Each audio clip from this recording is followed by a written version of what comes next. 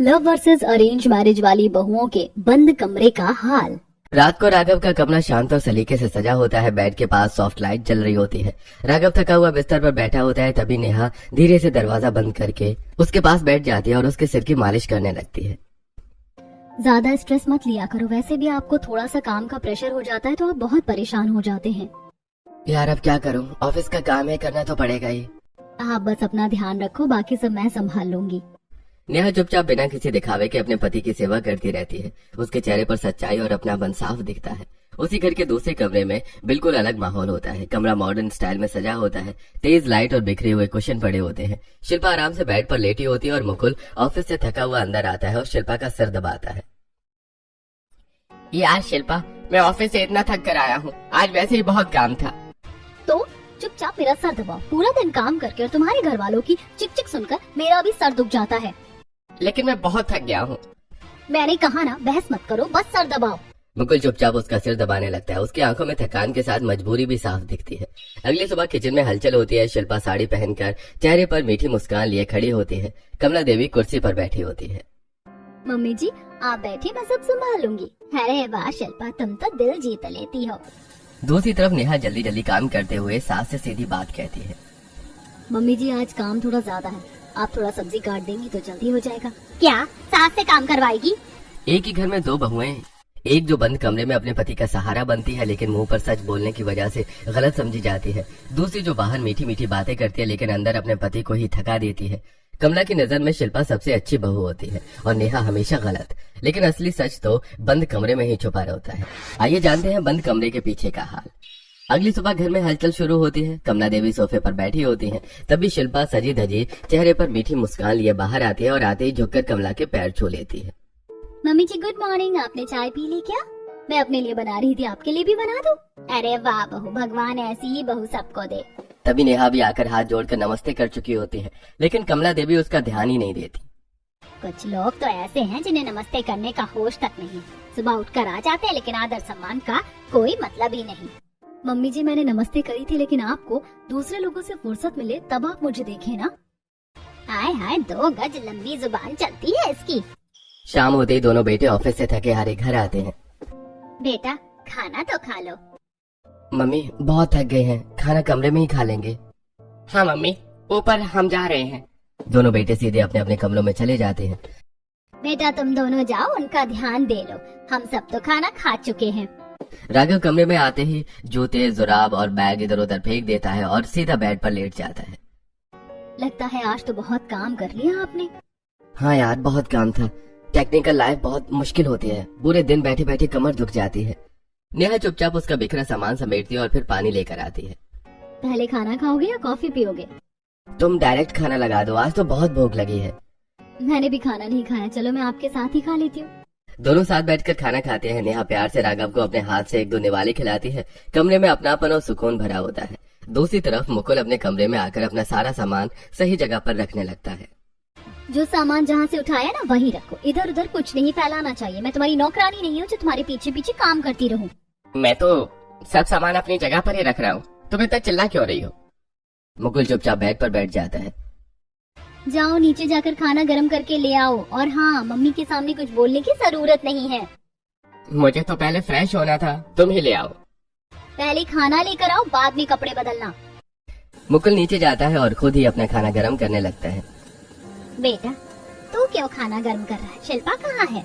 Mummy वो bathroom में गई है, इसलिए मैं ही लेने आ गया। कोई बात नहीं बेटा, वो भी घर का बहुत काम करती है। मुकुल चुपचाप खाना लेकर ऊपर चला जाता है। कमरे में मुकुल अकेले ही खाना खाने लगता है। तुमने खाने के लिए मेरा वेट भी नहीं किया। तुम आने लगे 1 बजे, तो मैं क्या भूखी बैठी रहती? हाँ तो इंतजार कर लेती। शिल्पा मुंह बना लेती है और मुकुल चुपचाप हो जाता है और बिना कुछ बोले खाना खाने लगता है। अगली सुबह घर में रसोई से खुशबू आ रही होती है। नेहा सुबह सुबह उठकर पूरा नाश्ता बना चुकी होती है। गरम पराठे, सब्जी, जूस सब तैयार होता है। वो चुपचाप टेबल सजा रही होती है। तभी थोड़ी देर से शिल्पा नींद से उठकर बाहर आती है। बाल संवारते हुए सीधे कमला देवी के पास जाती है। मम्मी जी मैंने सारा खाना तैयार कर दिया, आइए नाश्ता कर लीजिए। मुकुल भी आते ही होंगे। अरे वाह बेटा, चलो सबको बुलाते हैं, साथ में नाश्ता करते हैं। कुछ ही देर में पूरा परिवार टेबल पर बैठ जाता है। नेहा चुपचाप एक कोने में बैठ जाती है। कमला देवी प्लेट उठाते हुए नेहा की तरफ ताना मारती है। कुछ लोगों को तो होश ही नहीं रहता कि सुबह उठकर नाश्ता भी बनाना होता है। मम्मी जी, सारा खाना मैंने ही बनाया है। बस बस, झूठ बोलने के अलावा कुछ और काम भी कर लिया कर। नेहा चुप हो जाती है क्योंकि उसे पता होता है कि कमला पहले ही शिल्पा की बात सुन चुकी है।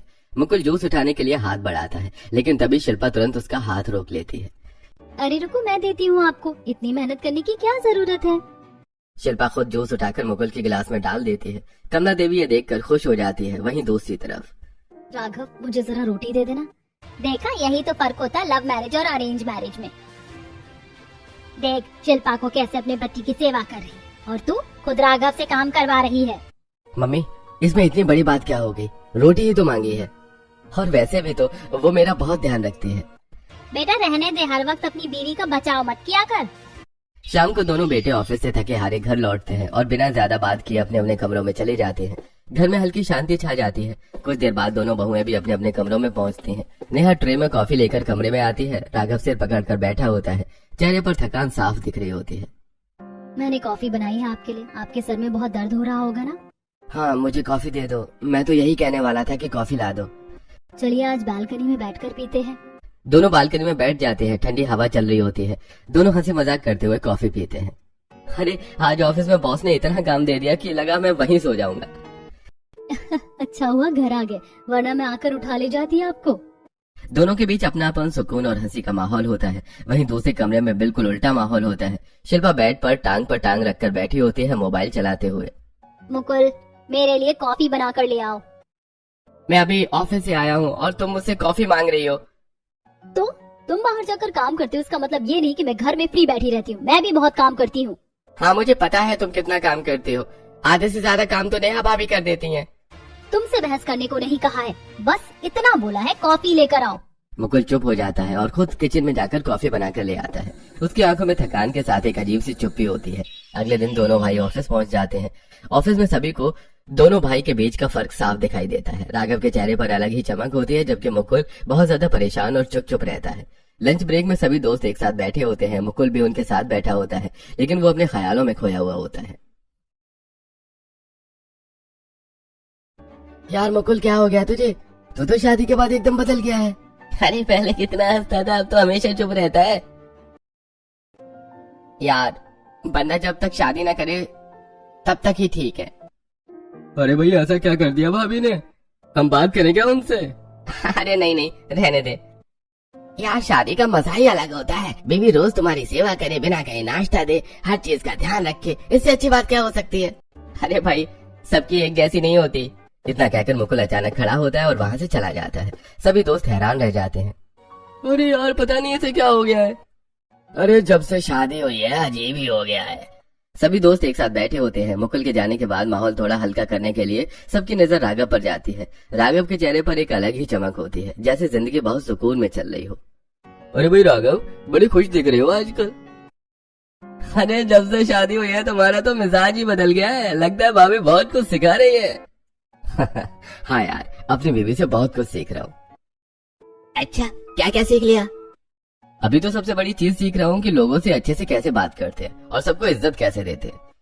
सब दोस्त एक दूसरे की तरफ देखते हैं और हंस पड़ते हैं। अरे भाई, ये तो सबसे अच्छी बात है। बीवी आने के बाद फ्री में 100 चीज सीखने को मिलती है। सब जोर जोर से हंसने लगते हैं। राघव भी मुस्कुराता है, लेकिन उसकी मुस्कान में सच्चा सुकून दिख रहा होता है। अगले दिन सुबह कॉलोनी के गार्डन में कई औरतें बैठी गपशप कर रही होती हैं। कमला देवी उनके बीच बैठी होती हैं। चेहरे पर गर्व साफ नजर आता है। मेरी तो लव मैरिज वाली बहू है, लेकिन सच बताओ कोई काम नहीं करती। हर वक्त घर में कलेश ही करती रहती है। पैसे भी पूरे नहीं पड़ते उसके। अरे नहीं, ऐसा नहीं होता। मेरी भी लव मैरिज वाली बहू है, लेकिन इतनी अच्छी है कि पूछो मत। मुझे तो ऐसा लगता है कि मैरिज कोई भी संभालने वाले लोग होने चाहिए, बाकी ना समझ तो कुछ नहीं संभाल सकते। तभी कमला देवी भी गर्व से बात में शामिल होती हैं। हाँ, ये जरूरी नहीं है कि सब एक जैसे हो। मेरी जो अरेंज मैरिज वाली बहू है ना, वो तो कुछ काम ही ढंग से नहीं करती, ना घर का ध्यान ना मेरे बेटे का। लेकिन मेरी जो लव मैरिज वाली बहू है शिल्पा, वो तो मेरे बेटे का इतना ध्यान रखती है और पूरा दिन मेरे आगे पीछे घूमती रहती है। कहती है मम्मी जी ये ले लो, मम्मी जी खाना खा लो। ये तो बहुत अच्छी बात है कमला जी, आप तो बहुत खुशकिस्मत हो। हाँ, मैं तो बहुत ज्यादा खुश हूँ अपनी बहू से। अगला दिन संडे होता है। दोनों बेटों की छुट्टी होती है। घर में सन्नाटा और आराम का माहौल होता है। हर कोई अपने अपने कमरे में समय बिता रहा होता है। राघव और नेहा कमरे में साथ बैठे होते हैं। सामने टेबल पर रंग और पेंटिंग का सामान रखा होता है। दोनों हंसते मुस्कुराते हुए पेंटिंग बना रहे होते हैं। ये क्या बना रहे हो आप? ये सूरज है या आम? अरे मैडम, ये मॉडर्न आर्ट है, हर किसी के समझ में नहीं आता। अच्छा, तो फिर मैं भी एक मास्टरपीस बनाती हूँ। दोनों हंसी मजाक करते हुए कभी गेम खेलते हैं, कभी पेंटिंग, एक दूसरे के साथ अपना क्वालिटी टाइम एंजॉय कर रहे होते हैं। कमरे में सुकून और अपनापन साफ महसूस होता है। वहीं दूसरे कमरे में माहौल बिल्कुल उल्टा होता है। मुकुल पूरे कमरे में झाड़ू लगा रहा होता है। पसीने से भीगा हुआ शिल्पा बेड के पास खड़ी होकर उसे देख रही होती है। आज संडे है, पूरे हफ्ते की थकान मुझे भी होती है और तुम मुझसे आज भी काम करवा रही हो। तुम्हारे काम कभी खत्म नहीं होते क्या? पहले झाड़ू खत्म करो, फिर पोछा लगाना है। मुकुल मजबूरी में झाड़ू खत्म करके पोछा लगाने लगता है। मैं तुम्हारी हरकतों से बहुत तंग आ गया हूँ। मेरे दोस्त भी कह रहे थे कि मैं डिप्रेशन में रहने लगा हूँ। अच्छा, मैं तुम्हें डिप्रेशन में डाल रही हूँ? और क्या, तुम्हारे आने से पहले मेरी लाइफ बहुत अच्छी चल रही थी। चुपचाप काम करो, ज्यादा ड्रामा मत करो। सामने वाले घर की खिड़की से पर्दा हटता है। पड़ोसन ताजी हवा लेने के लिए खिड़की खोलती है। आज मौसम कितना अच्छा है, थोड़ी देर खुली हवा ले लेती हूँ। तभी उसकी नजर सीधे शिल्पा के कमरे पर पड़ती है। वो हैरान रह जाती है। मुकुल झाड़ू पोछा कर रहा होता है और शिल्पा खड़ी होकर उसे आदेश दे रही होती है। अरे ये क्या, ये तो मुकुल पोछा लगा रहा, शिल्पा खड़ी होकर देख रही है। कल ही तो कमला जी उसकी इतनी तारीफ कर रही थी, कह रही थी कि बहू बेटे का बहुत ध्यान रखती है, और यहाँ तो खुद बेटे से ही झाड़ू पोछा करवा रही है। लगता है उन्हें पता ही नहीं कि उनके घर के बंद कमरों में क्या चल रहा है। संडे की घटना देखने के बाद पड़ोसन तुरंत कमला देवी के घर पहुंच जाती है। कमला देवी हॉल में बैठी होती है। कमला जी, आप तो बड़ी तारीफ कर रही थी अपनी लव मैरिज वाली बहू की, और देखो वो कमरे में आपके बेटे से झाड़ू पोछा लगवा रही है। अरे नहीं नहीं, ऐसी कोई बात नहीं है, उसने तो अभी पूरे घर में झाड़ू पोछा किया है। कमला जी, आपको कुछ नहीं पता, उसने दिखावे के लिए बाहर काम कर दिया, लेकिन अपने कमरे में आपके बेटे से काम करवा रही है। कमला देवी को गुस्सा आ जाता है। शिल्पा, इधर आओ। शिल्पा बनावटी मासूमियत के साथ बाहर आती है। तू मुकुल से कमरे में झाड़ू पोछा लगवा रही थी?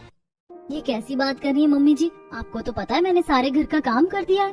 बस बस झूठ बोलना छोड़ दो, मैंने अपनी आंखों से सब देखा है। बस शकुंतला जी, बहुत हो गया। मैं अपनी बहू के बारे में ऐसा उल्टा सीधा नहीं सुनूंगी किसी के मुंह से। आप अब यहाँ से चली जाइए। ठीक है कमला जी, लेकिन आपके घर के बंद कमरों के पीछे क्या हाल है ये आपको खुद ही नहीं पता। कौन सी बहू सही है कौन गलत, आपको खुद ही समझ नहीं है। पता नहीं कैसी आंखों पर पट्टी बंधी हुई है। इतना कहकर पड़ोसन वहाँ से चली जाती है। कमला देवी गुस्से में होती है। अगले दिन शाम को मुकुल अपने दोस्तों के साथ क्लब में बैठा होता है। सब लोग मस्ती कर रहे होते हैं, ड्रिंक चल रही होती है। बाकी दोस्तों ने फोन शांत होते हैं, लेकिन मुकुल का फोन बार बार बज रहा होता है। शिल्पा कॉलिंग। यार देख, भाभी तुझे कितने कॉल कर रही है, लगता है बहुत मिस कर रही है तुझे। मुकुल ने ड्रिंक कर रखी होती है। उसकी आंखों में दर्द दिखता है। यार मिस कुछ नहीं करती, उसे तो बस एक फ्री का नौकर मिला हुआ है। वो अपने नौकर को याद कर रही है, शायद कोई काम होगा। दोस्तों के चेहरे पर चिंता आ जाती है। अरे मुकुल, अगर कोई बात है तो बता भाई, तू बहुत परेशान रहने लगा है। अरे भाभी तुझे परेशान करती हैं क्या? यार छोड़ो, मैं घर जाता हूँ वरना फिर कलेश होगा। मुकुल चुपचाप वहाँ से उठकर घर चला जाता है। घर पहुँचते ही शिल्पा गुस्से में उसका इंतजार कर रही होती है। क्या है ये, तुम्हें टाइम नहीं दिखता? तुम्हें बिल्कुल होश नहीं है टाइम का। मैं तुमसे बहुत परेशान हो गया हूँ और झूठा रिश्ता निभाते निभाते थक गया हूँ। मैं सारी बात मम्मी को बता दूंगा। ये सुनते ही शिल्पा गुस्से में भड़क उठती है। मम्मी को बताओगे? तुम्हारी हिम्मत कैसे हुई? शिल्पा गुस्से में मुकुल को बेड पर धक्का दे देती है। अपने पुराने कर्म भूलो मत। जब तुम मेरे साथ रिलेशनशिप में थे तब किसी और लड़की को भी फंसा रखा था। वो सब पुरानी बातें हैं, उन्हें मत उठाओ।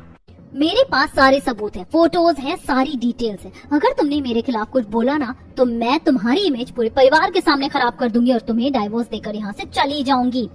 मुकुल डर जाता है और उसके चेहरे पर पसीना आ जाता है। अगर घर वालों को ये सब पता चल गया तो वो शर्मिंदगी से मर जाएंगे। शिल्पा गुस्से में मुड़कर जाने लगती है। अरे रहने दो, बताओ क्या काम था?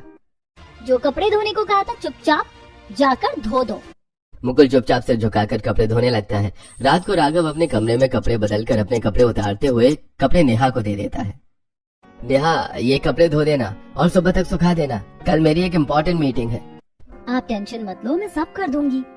नेहा चुपचाप कपड़े लेकर बाथरूम में जाती है, उन्हें अच्छे से धोती है, फिर आकर बाहर तार पर कपड़े सुखा देती है। थोड़ी देर बाद वो कपड़े ड्रायर में डालती है और फिर उन्हें प्रेस करके हैंगर पर टांग देती है। उसके चेहरे पर कोई शिकायत नहीं, बस जिम्मेदारी और अपनापन होता है। उसी समय मुकुल बाथरूम में बैठा खुद ही कपड़े धो रहा होता है। पानी बह रहा होता है और उसके चेहरे पर थकान साफ दिख रही होती है। वो चुपचाप कपड़े रगड़ता जाता है, न कोई साथ न कोई अपनापन, सिर्फ मजबूरी और खामोशी।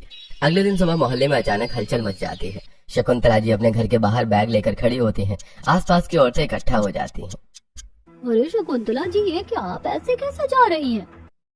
क्या बताओ बहन, अरेंज मैरिज वाली बहू लाई थी, हर सुख सुविधा दी, फिर आज उसने हमें ही घर से बाहर निकाल दिया। क्या? ऐसा कैसा? कहती है कहीं और जा करो, हमें प्राइवेसी चाहिए इस घर से, अब तुम्हारा कोई लेना देना नहीं। ये कैसे हो सकता है? इतने पुराने घर को वो अपना कैसे बता सकती है? घर तो आपका है। बस बहन पूछो मत, बहुत परेशान कर रखा था, अब निकाल ही दिया। ये सब सुनकर कमला देवी के मन में अरेंज मैरिज वाली बहू के लिए और भी ज्यादा नेगेटिव सोच भर जाती है। घर में मुकुल का बदला हुआ व्यवहार अब सबको दिखने लगता है। चुप चुप रहना, तनाव में रहना, लेकिन कमला देवी और मोहन जी को कुछ भी नजर नहीं आता। कमला देवी अब भी हर वक्त शिल्पा की तारीफ करती रहती है और नेहा को हर बात पर सुनाती रहती है। मम्मी, आपको नेहा से क्या दिक्कत है? आप हर वक्त उसे सुनाती रहती हो। नेहा भी उतना ही काम करती है जितना शिल्पा करती है। तो अपनी बीवी का चमचा बना हुआ अरेंज मैरिज करवाई है तेरी, फिर भी तू इतना पक्ष लेता है उसका। मुकुल को देख कितना अच्छा है। मम्मी, जो चीज जैसी दिखती है वैसी होती नहीं है। मैं तो बहुत खुश हूँ अपने पति के साथ, लेकिन लगता है आपको नहीं पता कि मुकुल का बंद कमरे में क्या हाल है। मुकुल बिल्कुल ठीक है, वो अपनी लाइफ में बहुत खुश है, और वैसे भी लव मैरिज वाली बहू है उसकी। जब तक कुछ बड़ा नहीं होगा आपको कुछ दिखेगा नहीं। आपकी आंखों की पट्टी कभी नहीं हटने वाली। इतना कहकर राघव गुस्से में वहां से चला जाता है। रात को कमला देवी अपने कमरे में बिस्तर पर बैठी होती है। उनके चेहरे पर दिन भर की थकान और सोच दिखाई दे रही होती है। तभी प्रियंका धीरे से कमरे में आती है और उनके पास बैठ जाती है। मम्मी, आपको मुकुल भैया कुछ अजीब से नहीं लगते? अजीब क्या मतलब? पहले वो इतने खुश रहते थे, हर वक्त हंसी मजाक करते थे, लेकिन अब हमेशा उदास रहते हैं। उनका चेहरा भी लटका हुआ ही रहता है। पता नहीं अचानक से क्या हो गया है उन्हें। कमला देवी थोड़ा सोचती है, लेकिन फिर बात को हल्का करने की कोशिश करती है। अरे बेटा, कुछ नहीं, शादी के बाद थोड़ी बहुत दिक्कत तो आती ही है रिश्ते को संभालने में। अब उसमें भी अगर हम इंटरफेयर करने लगेंगे तो क्या ही बात रह जाएगी। लेकिन मुझे शिल्पा भाभी कुछ बनावटी सी लगती हैं। अरे नहीं, शिल्पा बहुत समझदार लड़की है। राघव भैया कह रहे थे कि शिल्पा भाभी मुकुल भैया से बंद कमरे में पता नहीं क्या क्या करवाती हैं। कभी पैर दबवाती हैं तो कभी झाड़ू पोछा। ये सुनकर कमला देवी थोड़ा चिढ़ जाती है। अरे बेटा, राघव तो पागल है, वो तो मुझे भी ऐसे ही भड़का रहा था और तुझे भी वही सब बता रहा होगा। ऐसा कुछ नहीं है, तू बेवजह सोच रही है। प्रियंका चुप हो जाती है, लेकिन उसके चेहरे पर अब भी शक साफ दिखाई दे रहा होता है। उसी रात नेहा और राघव अपने कमरे में साथ बैठे होते हैं। नेहा राघव के पास बैठकर उसका सिर दबा रही होती है। आज बहुत थक गए होंगे आप, थोड़ा रिलैक्स हो जाओ। हाँ, तुम्हारे साथ बैठते ही सारा स्ट्रेस खत्म हो जाता है। दोनों हल्के फुल्के मजाक करते हैं और एक दूसरे के साथ सुकून भरा समय बिताते हैं। कमरे में शांति, समझ और प्यार का माहौल होता है। वहीं दूसरी तरफ शिल्पा अपने कमरे में बेड पर लेटी होती है। मुकुल उसके हाथ के पास बैठा उसका हाथ दबा रहा होता है। शिल्पा, बहुत थक गया हूँ, थोड़ा आराम कर लो। पहले ठीक से दबाओ, पूरा दिन मैं थक जाती हूँ। मुकुल चुपचाप उसके हाथ दबाता रहता है। उसकी आंखों में थकान के साथ बेबसी साफ झलकती है। दिन पर दिन मुकुल की हालत खराब होती जा रही थी। शिल्पा का व्यवहार पहले से भी ज्यादा सख्त और कड़वा होता जा रहा था। हर छोटी बात पर डांटना, हर काम उसी से करवाना और ऊपर से ब्लैकमेल करना। मुकुल के लिए अब यह रिश्ता बोझ बन चुका था। रात को मुकुल थका हुआ कमरे में आता है, लेकिन शिल्पा का रवैया वही होता है। कहाँ थे इतनी देर? टाइम देखा है? ऑफिस में काम था, बहुत थक गया हूँ। थक गए? मैं क्या पूरे दिन आराम करती हूँ? जाओ पहले मेरे लिए पानी लेकर आओ। मुकुल चुपचाप पानी लाता है। और हाँ, कल जो कपड़े रखे थे वो भी धो देना, और ज्यादा दिमाग चलाने की जरूरत नहीं है, समझे? मुकुल कुछ कहना चाहता है, लेकिन रुक जाता है। उसके दिमाग में वही डर घूमता है। शिल्पा के पास उसके पुराने रिश्ते के सबूत होते हैं। मुकुल का अंदरूनी दर्द बढ़ता जाता है। मुकुल अकेले बैठा होता है, आंखों में आंसू भर आते हैं। मैं कैसी जिंदगी जी रहा हूँ। लव मैरिज करने के बाद भी मुझे नौकर जैसी जिंदगी जीनी पड़ रही है, और मेरे साथ वाले कितने लोग खुश हैं। उनकी अपनी लाइफ में वो आगे बढ़ रहे हैं। मुकुल अंदर ही अंदर घुटता जा रहा था। न वो किसी से कह पा रहा था, न सह पा रहा था। अगले ही पल शिल्पा बाहर हॉल में आती है और सबके सामने मीठी आवाज में बोलती है, मम्मी जी, आपने खाना खा लिया? मैं मुकुल के लिए खाना लगा देती हूँ। कमला देवी खुश हो जाती है। उन्हें बस यही देखता है जो शिल्पा दिखाना चाहती है। एक दिन मुकुल चुपचाप घर से निकल जाता है, बिना किसी को बताए, बिना कुछ कहे। रात हो जाती है, लेकिन मुकुल घर वापस नहीं आता। घर में हल्की हल्की बेचैनी शुरू हो जाती है। पता नहीं मुकुल अभी तक आया क्यों नहीं है। अरे हाँ, इस टाइम तक तो आ जाता है, आज क्या हो गया? सबकी नजरें शिल्पा पर जाती हैं। शायद आज मीटिंग में गए होंगे, बता रहे थे कि लेट आएंगे। रात बीत जाती है, लेकिन मुकुल वापस नहीं आता। अगली सुबह भी दरवाजा नहीं खुलता, मुकुल घर नहीं लौटता। अब चिंता डर में बदलने लगती है। घर का माहौल भारी हो जाता है। कमला देवी के चेहरे पर घबराहट साफ नजर आती है। सुबह से घर में बेचैनी फैली हुई थी। मुकुल का कोई पता नहीं होता, फोन भी बंद। कमला देवी बार बार दरवाजे की तरफ देख रही होती है। मम्मी पता नहीं मुकुल कहाँ रह गए, फोन भी नहीं उठा रहे, मेरी तो जान ही निकल रही है। पता नहीं बेटा, मेरा भी फोन नहीं उठा रहा, कहाँ चला गया ये लड़का। रुको, मैं पुलिस स्टेशन जाकर FIR लिखवाता हूँ। जैसे ही मोहन जी बाहर जाने को होते हैं तभी अचानक गेट खुलता है। मुकुल के दो दोस्त हांफते हुए अंदर आते हैं। अरे बेटा तुम दोनों, मुकुल कहाँ है? वो तो तुम्हारे साथ ही ऑफिस जाता है, अभी तक घर क्यों नहीं आया? आंटी, मुकुल बहुत ज्यादा परेशान है, भाभी ने उसे बहुत परेशान कर रखा है। आंटी, वो सुसाइड करने जा रहा है। ये सुनते ही घर में सन्नाटा छा जाता है। कमला देवी के हाथ कांपने लगते हैं। दूसरी तरफ मुकुल एक ऊंची बिल्डिंग के किनारे खड़ा होता है। नीचे गहरी खाई, आंखों में आंसू, दिल में दर्द। दो दोस्त नीचे खड़े होकर उसे समझाने की कोशिश कर रहे होते हैं। यार मुकुल, नीचे आ जा, ऐसी भी क्या दिक्कत हो गई जो तू सॉल्व नहीं कर पा रहा है? अरे हाँ यार, हर रिश्ते में ऊंच नीच होती है, ऐसे हार मत मान, नीचे आ जा। मुकुल ऊपर खड़ा रो रहा होता है। यार, मेरी बीबी ने मुझे बहुत परेशान कर रखा है। वो मुझे ब्लैकमेल करती रहती है, कहती है तुम्हारे घर वालों को सब बता दूंगी, तुम्हारी इमेज खराब कर दूंगी। अगर मम्मी पापा को ये सब पता चल गया तो वो क्या सोचेंगे, उनका बेटा कितना गलत है। इससे अच्छा है कि मैं अपनी लाइफ खत्म कर दूं। हवा तेज चल रही होती है। मुकुल का संतुलन भी डगमगा रहा होता है। वैसे भी शिल्पा मुझे प्यार तो करती नहीं है, बस अपना काम करवाती रहती है। ना उसकी नजरों में मेरे लिए कोई इज्जत है। अरे यार, हम भाभी को समझा देंगे, सब ठीक कर देंगे, तू बस नीचे आ जा। हाँ मुकुल, ये रास्ता मत चुन, सब ठीक हो जाएगा। नहीं, आज ये किस्सा खत्म करके रहूंगा। घर के अंदर भारी सन्नाटा छाया होता है। मुकुल की खबर सुनकर सभी घबरा चुके होते हैं। तभी उसके दोनों दोस्त हांफते हुए सबके सामने खड़े होते हैं और सच्चाई बताने लगते हैं। आंटी, ये शिल्पा भाभी बंद कमरे में पीछे मुकुल से इतना काम करवाती है। इंसान को लाइफ में वैसे ही बहुत स्ट्रेस होता है, और अगर वाइफ भी प्यार न करे तो उसकी लाइफ ही क्या रह जाती है। हाँ आंटी, ना उसे इज्जत मिलती है ना प्यार। अगर कल को हम भी ऐसी लाइफ सोचे तो हम पर भी कितना प्रेशर आएगा। इन्होंने मुकुल को बहुत टॉर्चर कर रखा है। ये सुनते ही कमला देवी के पैरों तले जमीन खिसक जाती है। उनका चेहरा गुस्से और पछतावे से भर जाता है। तेरी हिम्मत कैसे हुई मेरे बेटे को इतना परेशान करने की? मैं तो हमेशा सोचती थी कि तू बहुत अच्छी है, लेकिन तू तो एकदम बदतमीज निकली। शिल्पा नजरें झुका लेती है, उसकी आवाज नहीं निकलती। मम्मी जी, मैंने आपसे पहले भी कहा था, हर इंसान जैसा दिखता है वैसा होता नहीं। आप मुझे गलत समझती थी, लेकिन मैं गलत नहीं हूँ। आप राघव से भी पूछ लीजिए, मैं उनका कितना ध्यान रखती हूँ। मैंने तो पहले ही कहा था मम्मी कि शिल्पा मुकुल से बहुत काम करवाती है, लेकिन आपने कभी मेरी बात सुनी ही नहीं। मम्मी, मैंने भी एक दिन देखा था।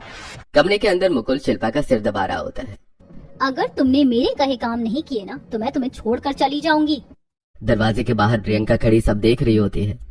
भाभी भैया से ऐसे ऐसे काम करवाती हैं और बाहर सबके सामने अच्छा बनती हैं। मम्मी, मैंने आपको पहले बताने की कोशिश की थी। मम्मी, हम सबने आपको समझाने की कोशिश कितनी ही की, लेकिन आपने और पापा ने हमारी कभी नहीं सुनी। बिल्डिंग पर खड़े मुकुल को उसके दोनों दोस्त किसी तरह समझाकर नीचे ले आते हैं। मुकुल रोते रोते पूरी तरह टूट चुका होता है। दोनों दोस्तों से संभालते हुए घर लेकर आते हैं। जैसे घर का दरवाजा खुलता है, कमला देवी दौड़कर मुकुल के पास आती है। मुकुल बेटा, कहाँ चला गया था तू? तो ठीक तो है ना? मुकुल खुद को रोक नहीं पाता, वो फूट फूट कर रोने लगता है। तो मुझे घर क्यों लेकर आ गए? मुझे बहुत ज्यादा परेशान कर रखा है इस शिल्पा ने। सबकी नजर शिल्पा पर जाती है। मम्मी, अगर मैं मर जाता ना तो आपको यही लगता कि आपकी बहू बहुत अच्छी है, लेकिन बंद कमरे का हाल सिर्फ मैं जानता हूँ। उस चार दीवारी में मेरा दम घुटता था। मैं ऐसे रिश्ते में फंस गया था जहाँ से मैं निकल भी नहीं सकता था और किसी को बता भी नहीं सकता था। ये सब सुनकर कमला देवी की आंखों से आंसू बहने लगते हैं। बेटा, मुझे माफ कर दे, मैंने तेरी बात कभी समझी नहीं। मैंने गलत और सही में फर्क ही नहीं किया।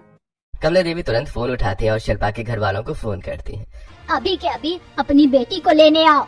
थोड़ी देर में शिल्पा के माता पिता घबराए हुए घर पहुंचते हैं। अरे क्या हुआ कमला जी, सब ठीक तो है? आप ऐसे क्यों बात कर रही थी? कमला देवी गुस्से और दर्द में सारी सच्चाई बता देती है। मुकुल से काम करवाना, उसे धमकाना, ब्लैकमेल करना। शिल्पा, तुझे इस दिन के लिए पैदा किया था हमने। शिल्पा शर्म से सिर झुकाकर खड़ी होती है। हमें तुझसे ये उम्मीद नहीं थी। मम्मी पापा सॉरी, मुझे लगा आजकल के लड़कों को कंट्रोल करके रखना चाहिए, लेकिन पावर के चक्कर में मैंने मुकुल को बहुत ज्यादा टॉर्चर कर दिया और उसे खो दिया। वो सबके सामने मुकुल के पैरों के पास बैठ जाती है। मुकुल, मुझे माफ कर दो, मैंने तुम्हारे साथ बहुत गलत किया। अगर तूने आज के बाद इस लड़के को परेशान किया ना तो ये लोग क्या करेंगे पता नहीं, लेकिन मैं तुझे अपने घर से बेदखल कर दूंगा। शिल्पा डर जाती है। नहीं बाबा, मैं ऐसा सोचकर भी नहीं करूंगी। कमला देवी धीरे धीरे नेहा की तरफ बढ़ती है। नेहा, मैंने तुझे हमेशा गलत समझा, लेकिन तू ही इस घर की असली लक्ष्मी है। मैरिज अरेंज हो या लव, समझदार लोग हो तो दोनों चल जाती है, वरना बिगड़ जाती है। नेहा भावुक होकर उनके पैर छूती है। मम्मी जी, परिवार में गलतफहमियां हो जाती हैं, अब सब ठीक हो जाएगा। मुकुल अभी भी शांत खड़ा होता है। मैं एक मौका देना चाहता हूँ, लेकिन अब यह रिश्ता बराबरी और इज्जत पर चलेगा। शिल्पा सिर हिलाकर हामी भरती है और फिर एक बार सबके सामने हाथ जोड़कर माफी मांगती है। अगली सुबह घर का माहौल बदला हुआ होता है। राघव तैयार होने के लिए अलमारी के सामने खड़ा होता है और नेहा उसके कपड़े पहले से प्रेस करके बेड पर सजाकर रख चुकी होती है।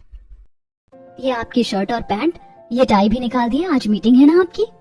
हाँ, लेकिन अब मुझे टेंशन नहीं होती क्योंकि मुझे पता है तुम सब संभाल लोगी। नेहा हल्की सी मुस्कान के साथ उसके बाल ठीक कर देती है। टेंशन लेने की जरूरत नहीं है, आप बस अपना काम अच्छे से करो, बाकी मैं हूँ ना। राघव भावुक होकर नेहा का हाथ पकड़ लेता है। सच कहूँ तो मेरी ताकत हो, तुम्हारे साथ होने से हर मुश्किल आसान लगती है। नेहा हल्का सा शर्माती और हाथ छुड़ाकर किचन की तरफ जाने लगती है।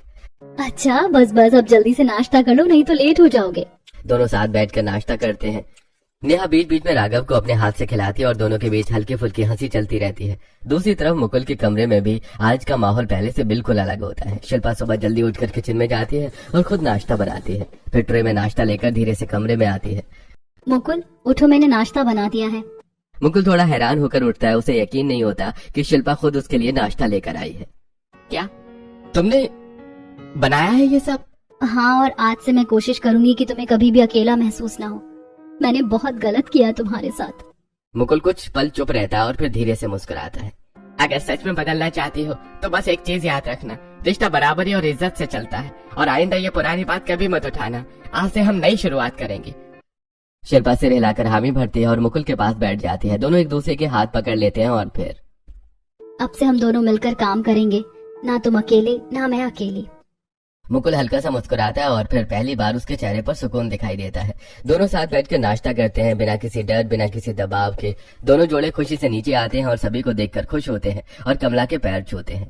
खुश रहो, आज लग रहा है कि घर की दोनों लक्ष्मी ने घर को जोड़ दिया है। मम्मी, मैरिज लव हो या अरेंज मैरिज, बराबरी और इज्जत से चलती है तो सब अच्छा चलता है। दोनों भाई मुस्कुराते हुए ऑफिस के लिए निकलते हैं और शिल्पा आज बिना दिखावे के मुकुल को बाय करती है। इससे पता चलता है कि सिर्फ मीठी बातें करना ही अच्छा नहीं होता। सीधी बात करने वाला हमेशा गलत नहीं होता। असली रिश्ता वही होता है जहाँ प्यार, इज्जत और समझ हो।